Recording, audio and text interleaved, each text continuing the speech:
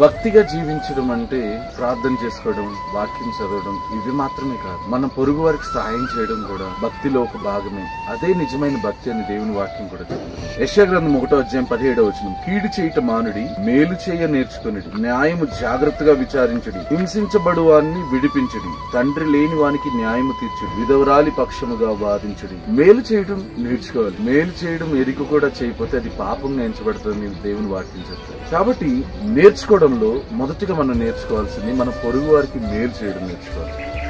కొన్నిసార్లు విధవరాలు లేకపోతే హస్బెండ్ లేని వారి పట్ల మనం చాలా ఘోరంగా ప్రవర్తిస్తూ ఉంటాం. హస్బెండ్ లేని వారిని చూసి తీర్పు తీరుస్తాం, వారి యొక్క క్యారెక్టర్ ని తీర్పు తీరుస్తూ ఉంటాం. మొదట వారి యొక్క పరిస్థితిని అర్థం చేసుకోగలిగి సహాయం చేసేవారే నిజమైన యేసుక్రీస్తుని కలిగి ఉన్నవారు. యేసుక్రీస్తు మనలో ఉంటే మన వల్లే మన పొరుగు వారిని ప్రేమించగలుగుతాం. ఎదుటి వ్యక్తి కూడా మనలాగే మనుషులు అంటే కొన్నిసార్లు పడిపోతారు, కొన్నిసార్లు లెగుస్తారు, బలహీనతలు ఉంటాయని అర్థం చేసుకుని సహాయం చేయగలిగిన వాడే నిజమైన క్రైస్తవుడు.